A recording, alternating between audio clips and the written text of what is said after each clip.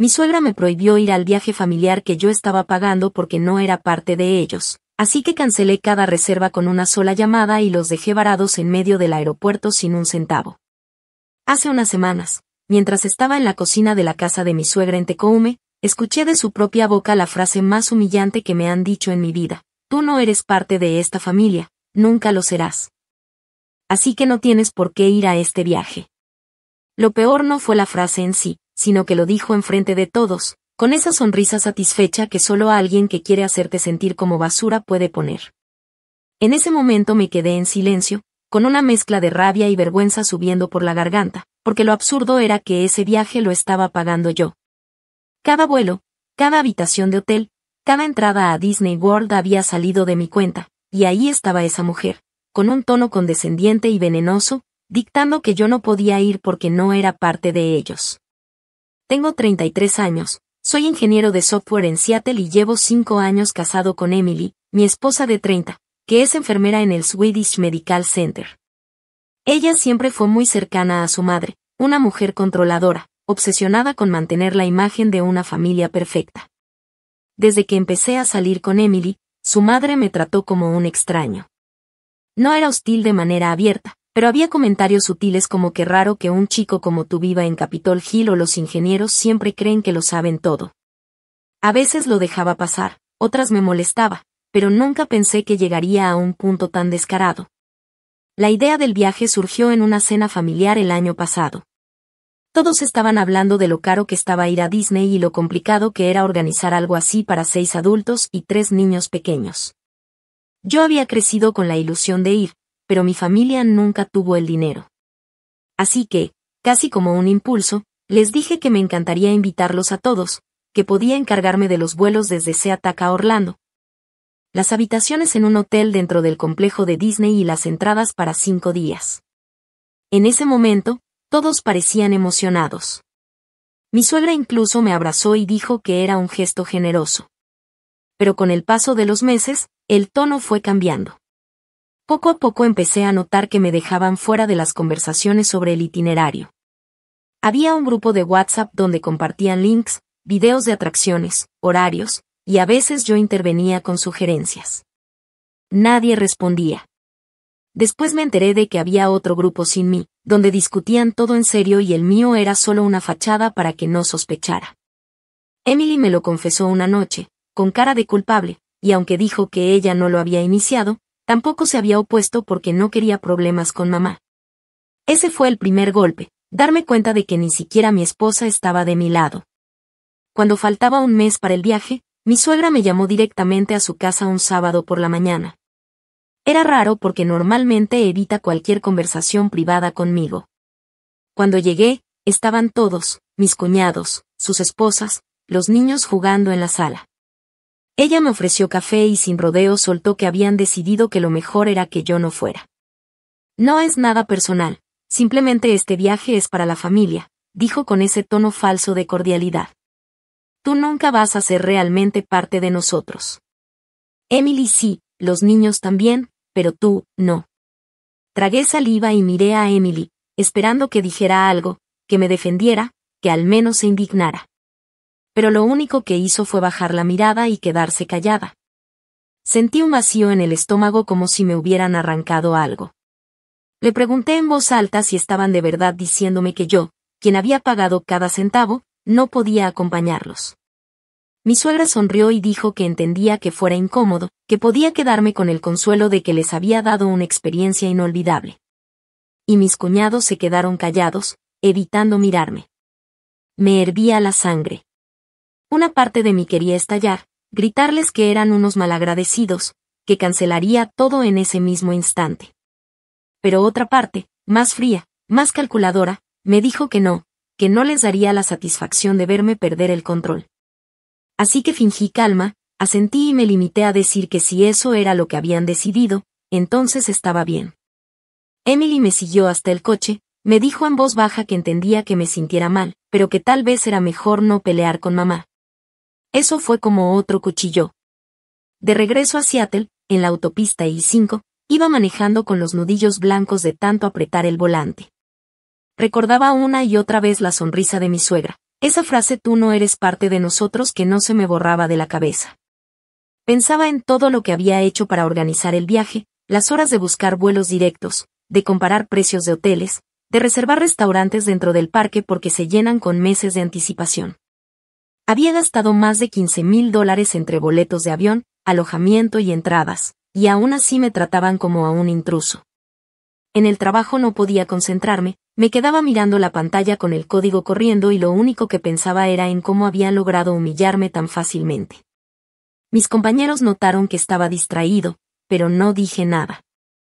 En casa, Emily intentaba hacer como si nada hubiera pasado, hablaba del uniforme de enfermería, de los turnos en el hospital, como si ignorar el problema lo borrara. Pero cada vez que la miraba, recordaba cómo no dijo una palabra en mi defensa. La semana siguiente fue aún peor.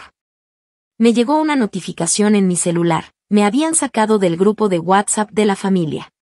Sin explicación, sin aviso. Cuando le pregunté a Emily, me dijo que seguramente había sido un error.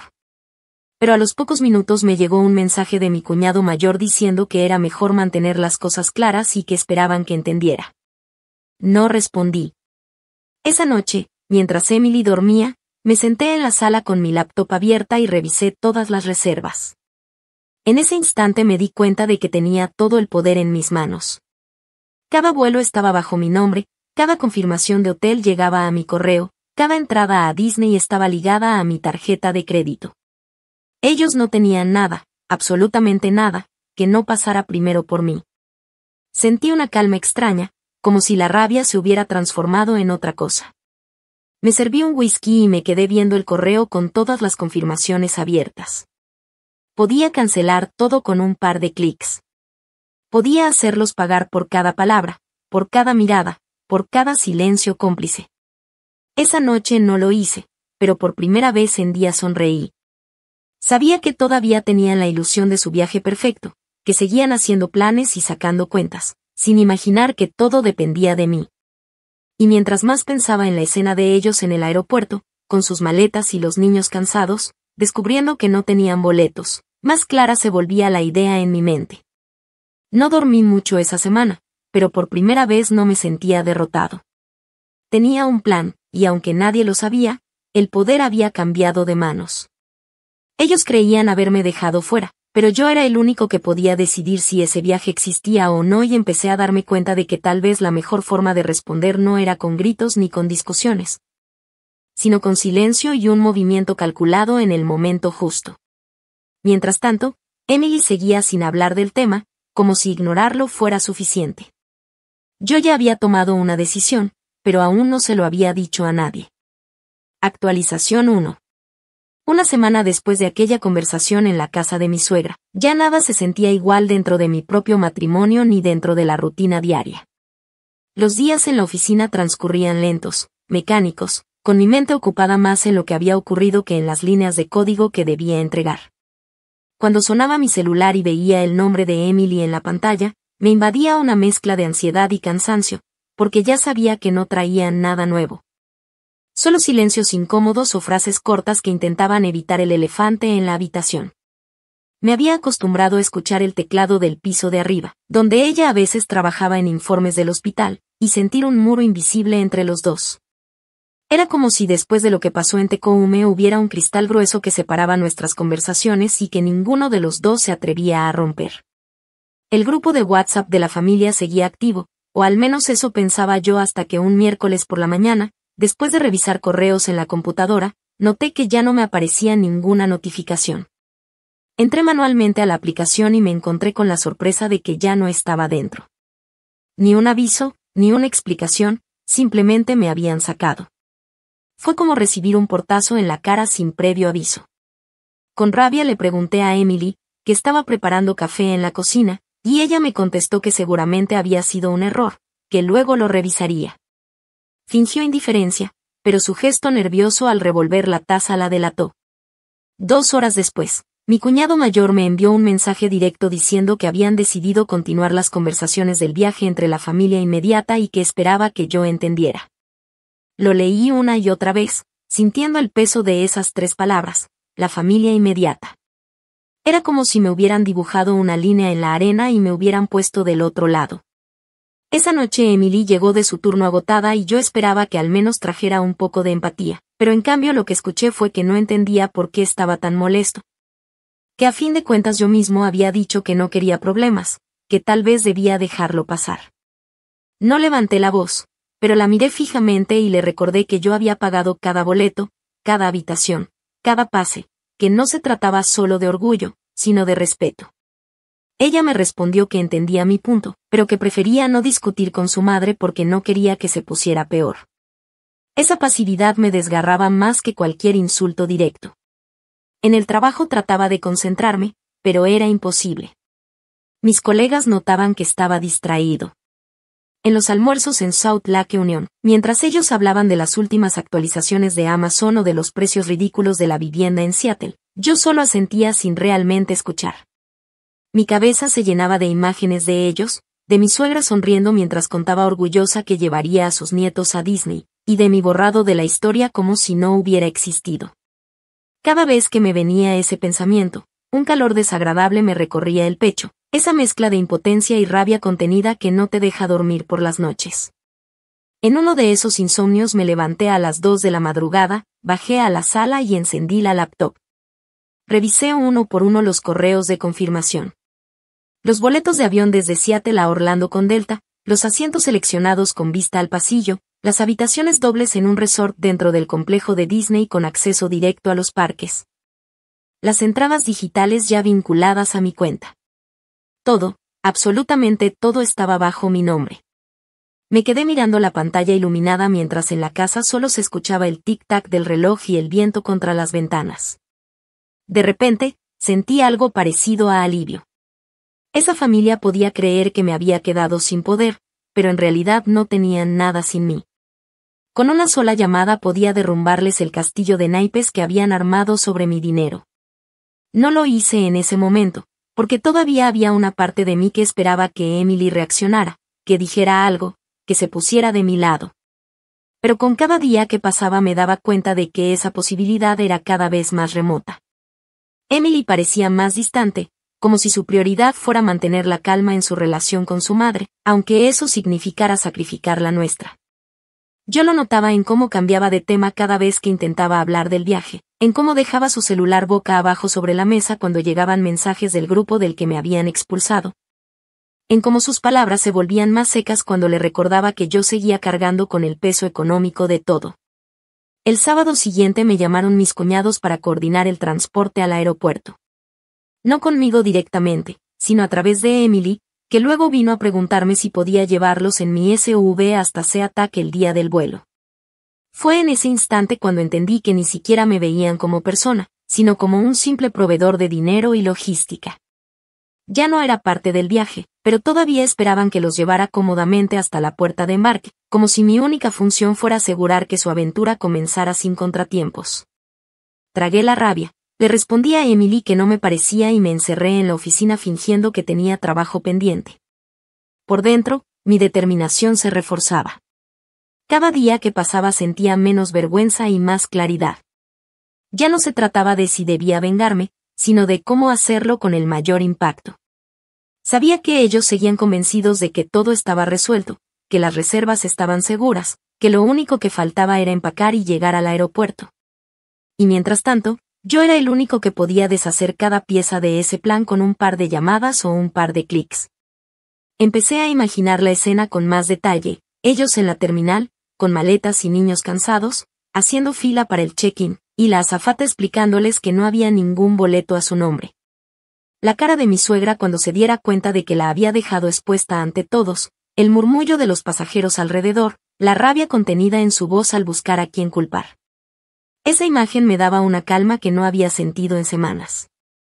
Esa semana la tensión en casa se volvió insoportable. Emily empezó a dormir de espaldas, en silencio, y yo pasaba las noches en vela pensando en el momento perfecto para mover mis fichas. Cuando hablábamos, era siempre de cosas triviales, que comprar en el supermercado, qué turnos le habían tocado, qué serie ver. Nada más.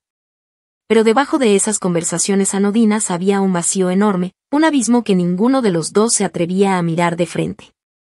Yo había dejado de esperar un cambio, y eso me dio una libertad nueva. Ya no tenía que buscar aprobación ni defensa.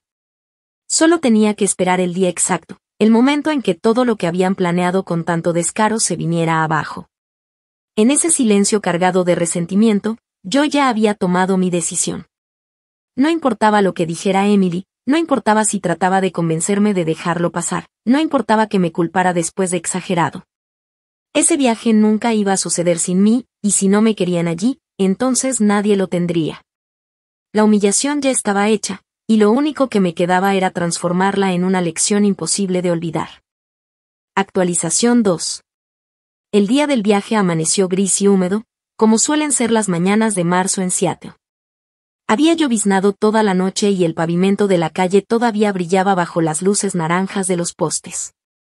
Me desperté antes de que sonara el despertador, con la mente acelerada y una calma extraña que contrastaba con el murmullo nervioso que venía desde la habitación contigua donde Emily estaba empacando sus últimas cosas. Fingí que seguía dormido, observando el techo mientras repasaba mentalmente cada paso que debía dar. El momento había llegado. Todos estaban convencidos de que su aventura a Orlando estaba asegurada, que en pocas horas estarían sentados en el vuelo de Delta rumbo al sol de Florida, con niños excitados y suegra sonriente dando órdenes en la fila. Yo sabía otra cosa. Sabía que ese castillo de ilusiones estaba sostenido por un hilo tan delgado que con una sola llamada podía desintegrarse. Y esa llamada la iba a hacer yo. Bajé a la sala sin hacer ruido y me serví un café fuerte. El reloj marcaba las 5:30 de la mañana y el silencio en el vecindario era absoluto, solo interrumpido por el rugido ocasional de algún coche que pasaba por la primera 5 en dirección al aeropuerto. Abrí la laptop y revisé por última vez las confirmaciones: vuelos, hotel, entradas. Todo seguía bajo mi nombre. Respiré hondo, marqué el número de atención al cliente de la aerolínea y esperé a que contestaran. Una mujer con acento del sur me atendió después de un par de minutos en espera. Le di el código de confirmación, fingí una voz cansada y le dije que quería cancelar todos los boletos por motivos personales.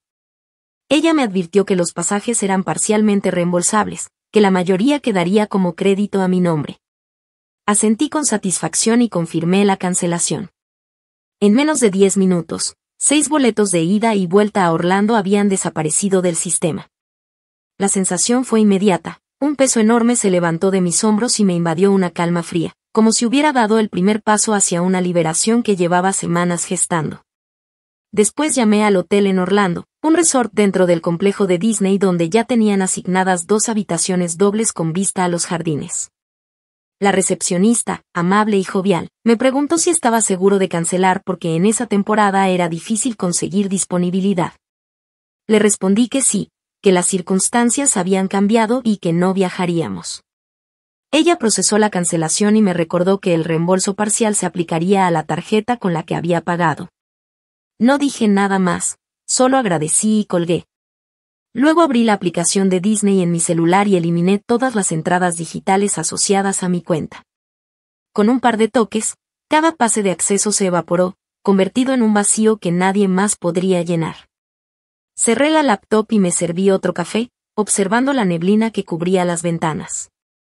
Era como si todo el barrio estuviera dormido, ajeno a la tormenta que estaba a punto de estallar en el aeropuerto. A las 7 de la mañana escuché los pasos apresurados de Emily bajando las escaleras con su maleta. Me dijo que ya estaban listos, que sus padres y hermanos habían salido de Tecoume y que en menos de una hora estarían en SeaTac. Fingí indiferencia. Le respondí que no la acompañaría porque tenía trabajo atrasado, que mejor fuera con ellos. Ella me miró con una mezcla de incomodidad y alivio, como si en el fondo supiera que esa decisión le ahorraba una escena tensa con su madre en la terminal. Me dio un beso rápido y salió rumbo al Uber que ya la esperaba afuera. La vi subir con su mochila y desaparecer calle abajo, sin saber que en unas horas me llamaría desesperada. A las 8:30 recibí la primera llamada. Era Emily, con la voz alterada. Estaban en la fila del check-in y la aerolínea les decía que no había boletos a su nombre. Yo me hice el sorprendido, le dije que debía tratarse de un error en el sistema. Me pidió entre sollozos que verificara en mi correo, que les mandara las confirmaciones otra vez. Le respondí con calma que revisaría, pero que en ese momento estaba en medio de algo y que no podía hacerlo de inmediato. Ella cortó abruptamente y a los pocos minutos llegaron mensajes de voz de mi suegra, llenos de insultos, gritos y acusaciones. Su voz se escuchaba aguda, histérica, llamándome traidor, malagradecido, diciendo que había arruinado las vacaciones de sus nietos. Me acomodé en el sofá con el celular en la mano, escuchando cada palabra con una serenidad casi placentera. En mi mente podía visualizar la escena con claridad, la fila abarrotada, los pasajeros murmurando, los niños llorando porque no entendían qué pasaba, y mi suegra perdiendo el control frente a decenas de extraños. Podía imaginar sus gestos, su cara enrojecida, sus manos agitándose en el aire mientras culpaba a todos menos a sí misma. El caos que siempre había sembrado en los demás ahora se le devolvía multiplicado, y yo estaba sentado en la sala, en silencio, disfrutando del espectáculo sin necesidad de estar presente. Alrededor de las 9 recibí otro mensaje de Emily, esta vez más calmada pero con un tono de resignación. Me decía que habían confirmado que todos los boletos habían sido cancelados, que no había manera de recuperarlos porque ya era tarde y los vuelos estaban llenos. Intentaron buscar opciones de último minuto, pero los precios eran imposibles, más de $1,000 por pasajero solo de ida. Era evidente que no podían costearlo. Mi suegra, furiosa, comenzó a gritar en la terminal al punto que un guardia de seguridad tuvo que acercarse a calmarla. Emily me lo contó después con un tono entre avergonzado y derrotado, como si hubiera presenciado el derrumbe de un imperio que ella misma había ayudado a construir. No era solo el vuelo. Cuando llegaron a Orlando, no tendrían hotel ni entradas, porque yo también había cancelado todo eso. Emily todavía no lo sabía en ese momento, pero horas después me mandó un mensaje desde el aeropuerto diciendo que tampoco había confirmación en el resort y que las entradas a Disney habían desaparecido de su cuenta. Para entonces ya estaban agotados, sin opciones y con el viaje completamente arruinado. Lo único que les quedaba era regresar a Tecoume en un auto rentado de último momento, cargando maletas y niños frustrados. Yo podía imaginar el silencio incómodo en ese coche, con mi suegra mascullando insultos, mis cuñados evitando mirarse y Emily revisando el celular una y otra vez sin saber cómo confrontarme. Cuando finalmente Emily regresó a casa esa noche, entró sin decir nada. Sus ojos estaban rojos de tanto llorar y su voz temblaba cuando apenas susurró que había ido demasiado lejos. Yo no respondí de inmediato, solo la miré y recordé cómo había bajado la mirada en Tecoume cuando su madre me excluyó. Pensé en cada silencio cómplice, en cada gesto de indiferencia, en cada palabra que no dijo para defenderme. Y entonces entendí que no había ido demasiado lejos, solo había llegado exactamente hasta donde ellos me habían empujado. Me encerré en la oficina mientras ella se duchaba y escuché otra tanda de mensajes de voz de mi suegra, cada uno más desesperado que el anterior. Ya no eran solo insultos, también había súplicas veladas, amenazas de contarle a todo el mundo lo que había hecho. Pero yo sabía que no tenía nada que temer. Los boletos estaban a mi nombre, el dinero era mío, y las reservas también. Todo estaba bajo mi control desde el principio. Ellos solo habían vivido una ilusión sostenida por mi buena voluntad. Y al final, como siempre, la ilusión se desmoronó cuando dejaron de mostrarme respeto. Aquella noche dormí profundamente por primera vez en semanas. El silencio de la casa me resultó más reconfortante que nunca y, aunque sabía que la tormenta apenas comenzaba, sentí que había recuperado algo mucho más valioso que un viaje, mi dignidad. El eco de los gritos de mi suegra en el aeropuerto se quedó grabado en mi mente como una melodía extraña, un recordatorio de que por fin había volteado la balanza a mi favor. Y aunque Emily apenas me dirigía la palabra, aunque sabía que lo que había hecho tendría consecuencias en nuestro matrimonio, no me arrepentía ni un segundo. Porque esa mañana, entre las filas del aeropuerto y los anuncios de embarque, mi suegra había aprendido que yo no era parte de su familia, pero también que sin mí, su mundo perfecto no podía sostenerse.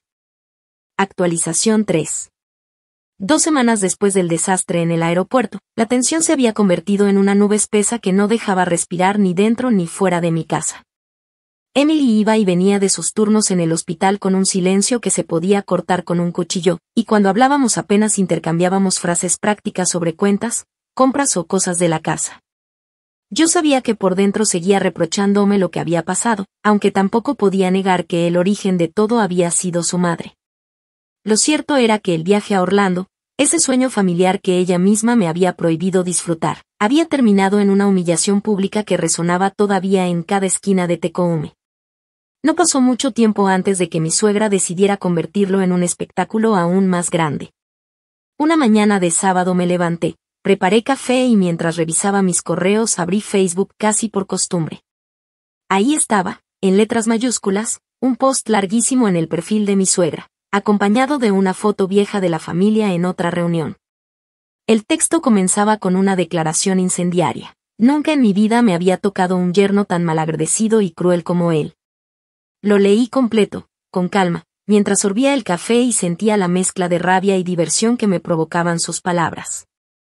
Me acusaba de haber arruinado el sueño de los niños, de haber destruido meses de planificación y de haberla dejado varada como una mendiga en medio de un aeropuerto.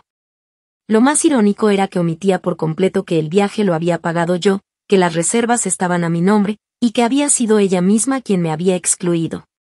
Lo peor para ella fue que ese mismo post empezó a recibir comentarios de vecinos, amigos de la iglesia y hasta compañeros de trabajo que no tenían idea de lo que realmente había pasado. Algunos la consolaban, escribiendo cosas como qué horror tener a alguien así en la familia o no puedo creer que haya gente tan cruel. Otros, más neutrales, pedían detalles. Yo no comenté nada en ese instante, me limité a tomar capturas de pantalla de todo y guardarlas en una carpeta. Pero por dentro ya estaba planeando mi respuesta. No me iba a quedar callado mientras esa mujer intentaba manchar mi nombre públicamente y pintarse a sí misma como una víctima. Emily me llamó a media mañana para advertirme de lo que había publicado su madre. Su voz sonaba cansada, como resignada. Me pidió que por favor no respondiera, que no lo hiciera peor, que la dejara como estaba. Pero yo ya había tomado una decisión distinta. No era cuestión de venganza en ese momento, sino de dignidad. Ella había elegido exponerme públicamente, así que yo iba a exponer la verdad. Esa tarde subí mi propio post en mi perfil, uno simple pero contundente. Expliqué que yo había pagado cada boleto de avión, cada noche de hotel y cada entrada, con un costo total de más de $15,000. Adjunté capturas de correos con mi nombre en las reservas y el extracto de mi tarjeta de crédito. Luego conté cómo, semanas antes del viaje, mi suegra me había dicho directamente que yo no era parte de la familia y que no podía acompañarlos. Describí cómo me habían expulsado del grupo de WhatsApp y cómo, a pesar de eso, seguían esperando que yo cargara con todo el peso del viaje. No utilicé insultos ni exageraciones, solo relaté los hechos con la frialdad de alguien que ya había pasado por el enojo. La reacción fue inmediata. En menos de un día mi post tenía decenas de comentarios de apoyo, incluso de personas que yo no conocía directamente pero que tenían amigos en común. Gente que había leído el post de mi suegra ahora escribía en mi perfil diciendo que todo encajaba, que no podían creer que ella hubiera omitido esos detalles. Varias personas que antes la defendieron empezaron a borrar sus comentarios en su muro. Y lo más dulce de todo fue ver cómo en su propio perfil algunos vecinos comenzaron a cuestionarla, a preguntarle por qué había aceptado dinero de alguien a quien no consideraba parte de la familia. Y por qué había permitido que sus nietos vivieran una ilusión basada en la exclusión. Emily, por supuesto, se molestó. No por la verdad en sí, sino porque ahora todo el mundo sabía lo que había pasado. Me acusó de exponerlos, de ventilar problemas familiares en redes sociales. Yo le respondí que no había sido yo quien comenzó ese circo, que si su madre no hubiera intentado dejarme como un monstruo, jamás habría escrito nada. La discusión terminó en gritos y lágrimas, y esa noche ella se fue a dormir a la casa de su madre en Tecoume. Me quedé solo en casa, con el eco de la puerta cerrándose de golpe, y aunque la soledad pesaba, también sentí un alivio que no había sentido en mucho tiempo. Era como si por fin me hubiera quitado una máscara y me mostrara tal cual era la situación, sin pretender que todo estaba bien. Los días siguientes fueron un desfile de consecuencias. Mis cuñados, que hasta entonces habían guardado silencio, comenzaron a enviarme mensajes furiosos acusándome de haber avergonzado a la familia en público. Uno de ellos me llamó directamente para decirme que no tenía derecho a arruinar la reputación de su madre en el vecindario.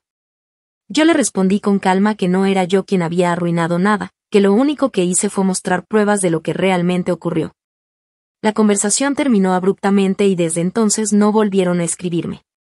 Al mismo tiempo, recibí mensajes privados de amigos de Emily diciéndome que me entendían, que veían lo injusto de la situación y que esperaban que al menos pudiera encontrar paz después de todo. En el trabajo también hubo ecos.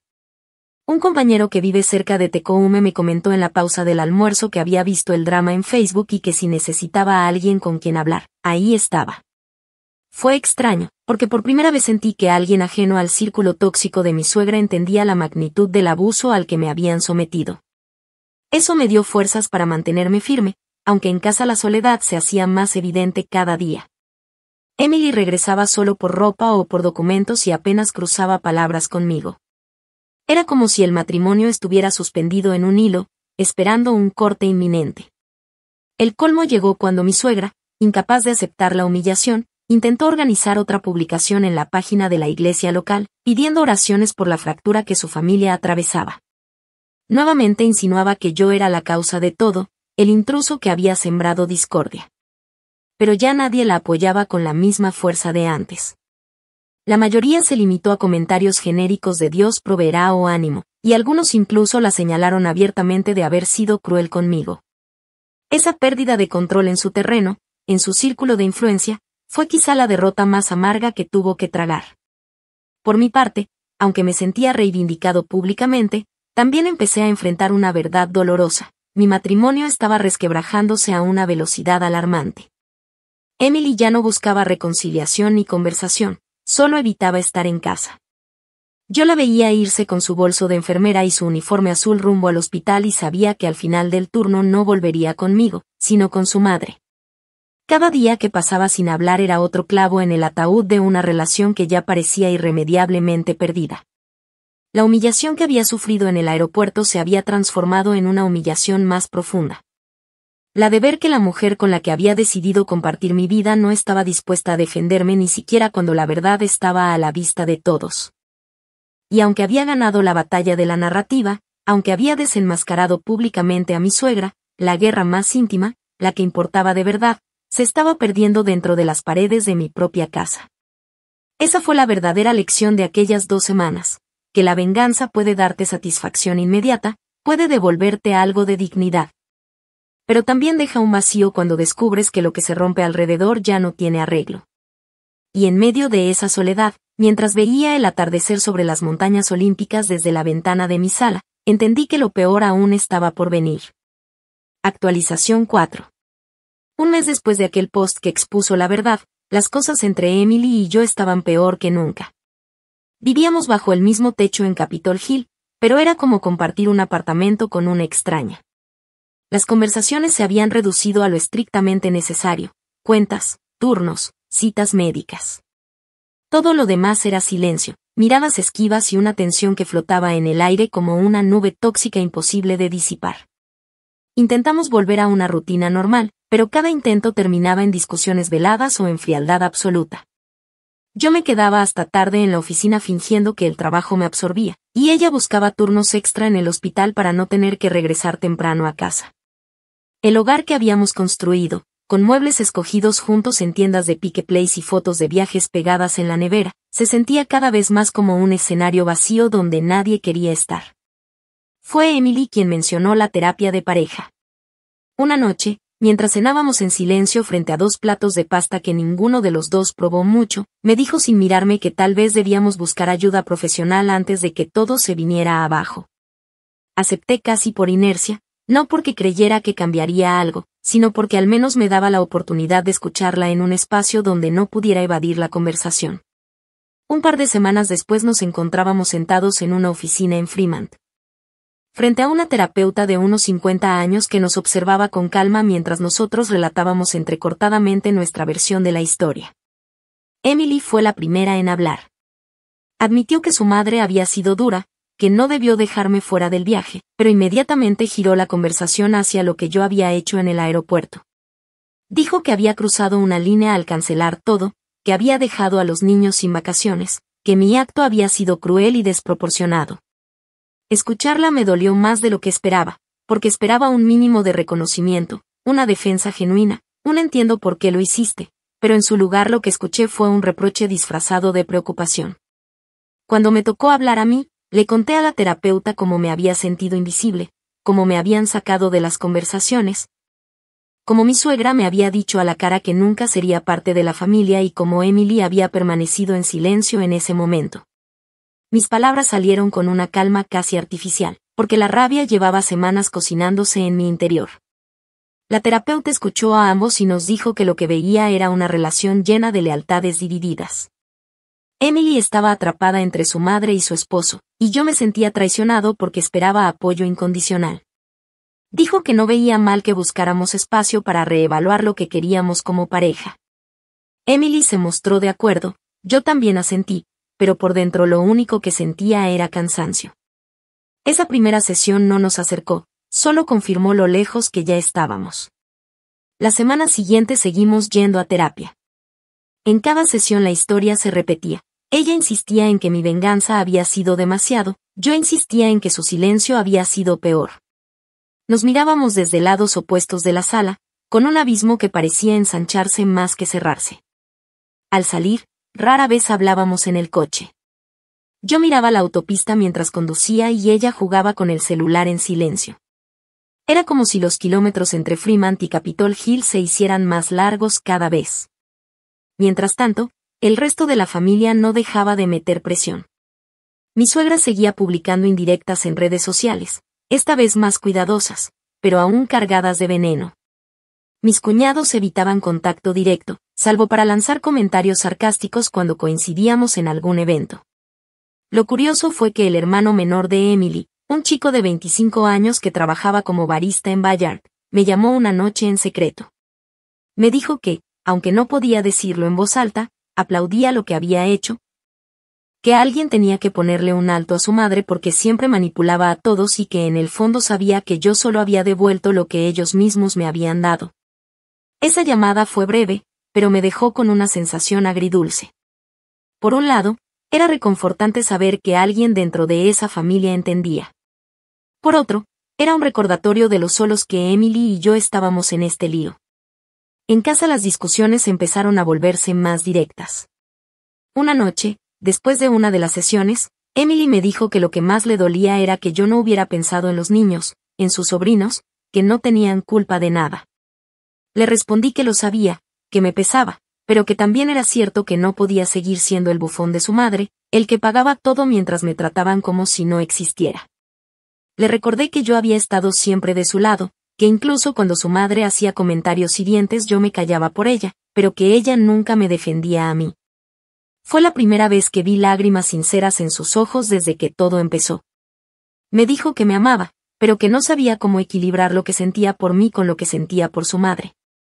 Esa frase me atravesó, porque entendí que el problema nunca fue el viaje, ni los boletos, ni el dinero, sino el hecho de que para Emily, su madre siempre estaría en el centro de todo. Yo también la amaba, pero empecé a preguntarme si el amor era suficiente cuando tu pareja no era capaz de defenderte de su propia familia.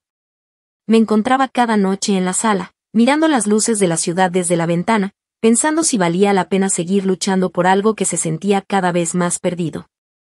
Las sesiones de terapia continuaban, pero en lugar de acercarnos nos desgastaban más. Cada palabra era una herida reabierta, cada recuerdo un recordatorio de la traición. En medio de ese desgaste, comencé a fantasear con la idea del divorcio.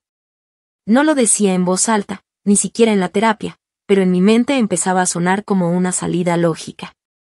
Pensaba en lo que sería volver a vivir solo, en encontrar un lugar para mí en otra parte de Seattle o incluso mudarme a Portland donde tenía algunos amigos. Pensaba en tener la libertad de no depender de las humillaciones de mi suegra ni de los silencios de Emily. Era un pensamiento que al principio me asustaba, pero que poco a poco se volvió más atractivo. La ironía era que, mientras mi matrimonio se desmoronaba, yo me sentía más fuerte en otros aspectos. En el trabajo estaba más enfocado, como si volcarme en el código y en los proyectos me ayudara a anestesiar el dolor. Empecé a salir a correr por Green Lake después de la oficina, algo que antes nunca hacía, solo para despejar la mente y sentir que todavía tenía control sobre mi vida. A veces, mientras corría bajo la llovizna, pensaba que tal vez perder mi matrimonio no sería el final del mundo, sino el comienzo de algo diferente. El tiempo pasaba y cada intento de rescatar lo que teníamos con Emily se volvía más débil. La distancia entre nosotros se convirtió en rutina.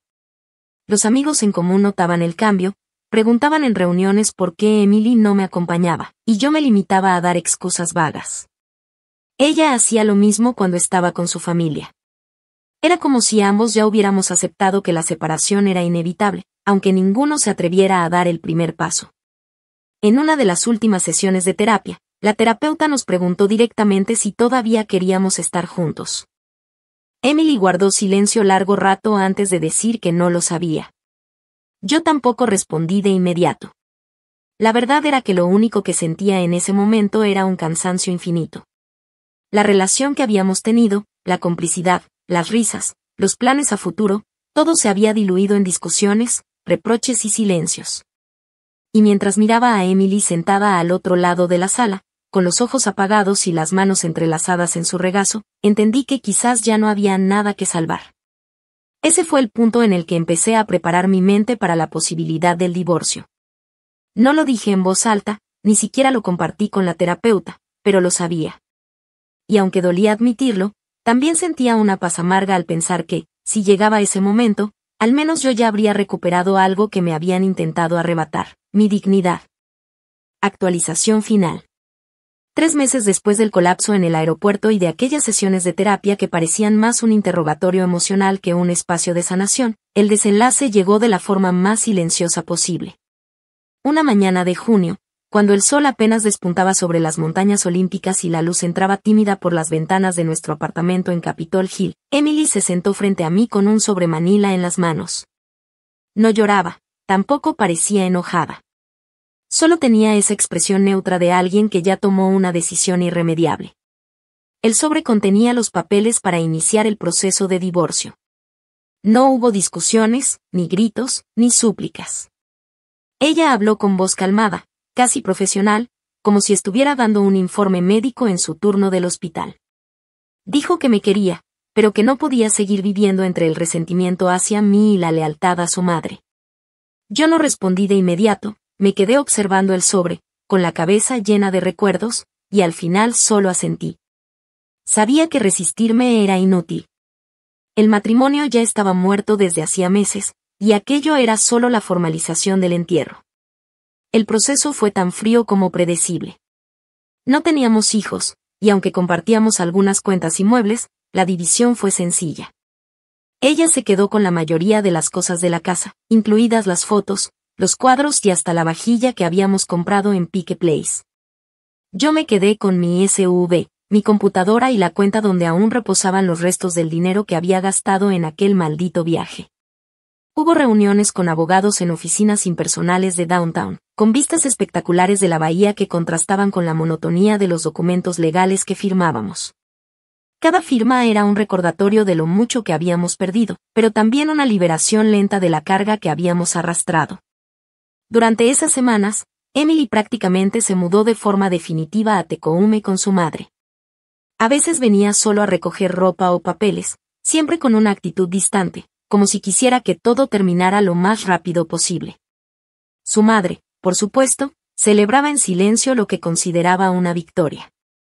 Me llegaban rumores a través de amigos en común de que ella andaba diciendo que al fin su hija se había librado de mí y que yo había demostrado ser un hombre vengativo y poco confiable.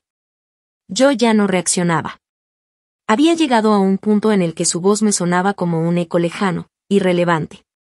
Era como un ruido de fondo que ya no podía herirme, porque en el fondo sabía que la verdadera derrota había sido suya. El teatro perfecto de familia unida que siempre intentó sostener estaba roto y expuesto para todos. El día que el juez firmó oficialmente el divorcio, salí del edificio del condado con una mezcla de vacío y alivio. Caminé por las calles de Seattle bajo un cielo despejado, algo poco común en esa época, y sentí por primera vez en meses que respiraba sin peso en los pulmones. No tenía un plan definido, pero sí la certeza de que debía hacer algo por mí mismo, algo que marcara un cierre y un nuevo comienzo. Fue entonces cuando recordé que todavía quedaba parte del dinero que había reservado originalmente para el viaje, y tomé la decisión de usarlo para mí. Compré un vuelo directo a San Diego, un destino que siempre había querido visitar pero que nunca había considerado seriamente porque Emily prefería los viajes familiares. Esta vez, no habría suegras, ni cuñados, ni niños llorando en el aeropuerto. Solo yo y la idea de empezar de cero. El viaje a San Diego fue exactamente lo que necesitaba. Me hospedé en un pequeño hotel cerca de Gaslamp Quarter, no un resort lujoso ni un lugar lleno de comodidades, sino un sitio sencillo pero cómodo donde nadie me conocía y nadie esperaba nada de mí. Pasé las mañanas caminando por la playa de La Joya, sintiendo la arena caliente bajo los pies y observando a los surfistas desafiar las olas mientras el sol brillaba con una intensidad que hacía olvidar por completo la grisura de Seattle. En las tardes me perdía entre restaurantes de tacos y bares con música en vivo, hablando con desconocidos sin el peso de las etiquetas que me habían perseguido durante años en Tecoume. Cada conversación casual con un camarero o un turista me recordaba que había vida más allá de las cadenas emocionales que me habían atado a la familia de Emily. Hubo una tarde en particular en la que me senté en un muelle en Mission Bay, con una cerveza fría en la mano y el olor a salitre en el aire, y entendí algo que me había costado meses aceptar. Todo ese tiempo yo había estado obsesionado con ser aceptado por una familia que nunca me quiso realmente, intentando demostrar mi valor a una mujer que siempre prefirió callar antes que defenderme. Había sacrificado mi paz, mi dinero y hasta mi autoestima en el intento. Y sin embargo, en ese instante, mientras veía el sol hundirse en el horizonte y tiñendo el cielo de tonos naranjas y púrpuras, me di cuenta de que no necesitaba la validación de nadie para sentirme en paz. Lo único que necesitaba era la certeza de que había recuperado mi dignidad y de que, aunque había perdido un matrimonio, había ganado la oportunidad de reconstruirme.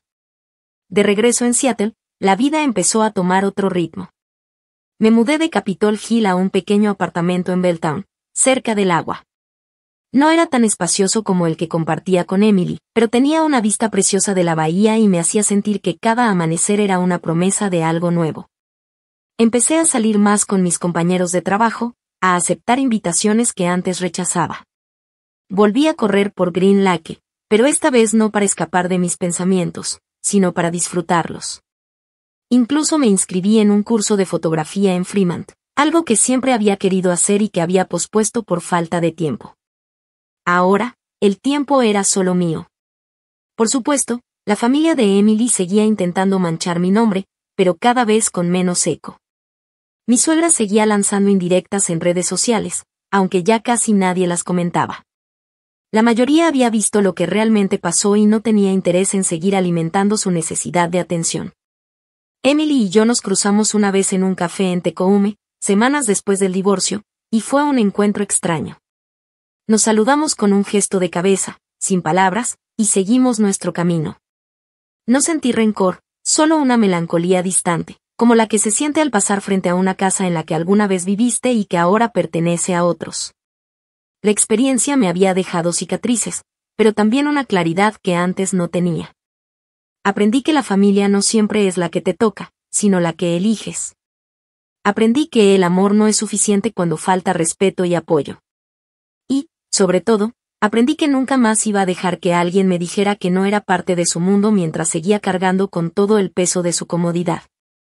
A veces, mientras camino por el muelle de Seattle al atardecer, con el olor del mar mezclándose con el del café recién hecho de las tiendas cercanas, pienso en las palabras de mi suegra aquella mañana en Tecoume. Tú no eres parte de esta familia. Tenía razón, no lo era. Pero lo que nunca entendió fue que yo tampoco necesitaba serlo. Porque ahora, por primera vez en mucho tiempo, me siento completo. Y aunque el precio fue un matrimonio roto y meses de dolor, también fue la libertad de dejar atrás un círculo tóxico y empezar una vida que me pertenece únicamente a mí.